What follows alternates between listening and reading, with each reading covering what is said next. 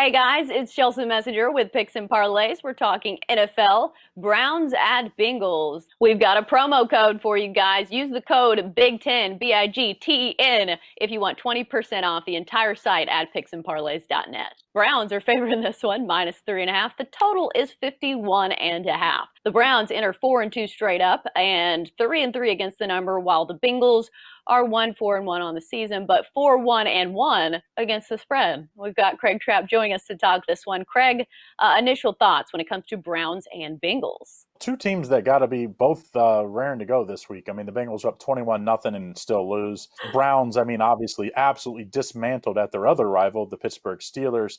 And so both teams looking to make things right. But I think the big question here is with this Bengals defense. I mean, to give up all those points, and their two best players on the defensive line are basically just third down specialists now, Geno Atkins and Dunlap, and really no one knows why. So a lot of questions to be answered, I think, this week for the Bengals defense. This is probably the battle of two teams that are really hard to trust. If you bet on the Browns last week, you probably wanted to turn the TV off within the first 5 minutes. I was one of those people. So it's going to be hard for me to trust the Browns again. And then the Bengals, who have been really good at covering, but it's just a team that has a terrible offensive line. Joe Burrow's doing his best, but they blew that huge lead where it looked like a clear win. So it's hard to pick a side in this one. Looking at the total, 51.5, anything that jumps out to you there? Well, I think I like both the total and the side. My total is definitely going to be the better play, but let's talk about the Bengals first. The first matchup, the Bengals covered and it went over. I think we're going to see similar in this one. I think the Bengals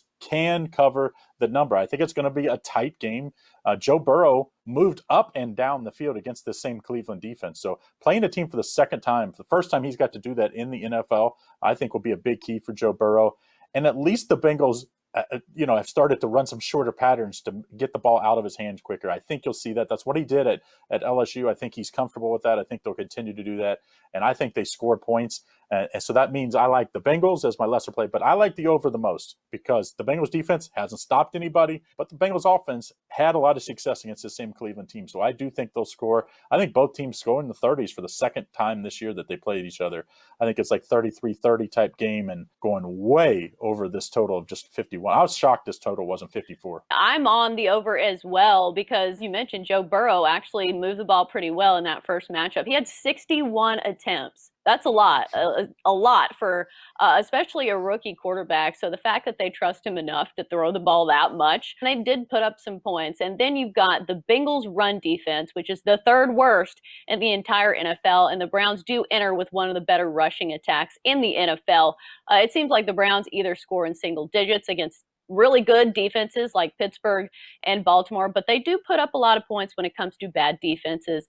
And I don't think the Bengals defense is elite by any standards, so I do see a lot of points in this one. Any other things to watch for when it comes to this game? Well, the redemption for Baker. I mean, after it seems like when he has a really bad game, then he comes back and plays a pretty good game in the next one, especially like you said, against a questionable defense that's not getting a whole lot of pressure on the quarterback. So to me, I think they put up big numbers, and they're going to be in, I think, a lot of short yardage for third down. So I think you could play action pass, which with Beckham and Landry could lead into some really big plays deep. Well, that's going to do it for NFL Talk here on Picks and Parlays. Good stuff from Craig Trapp. Craig, thanks for joining us.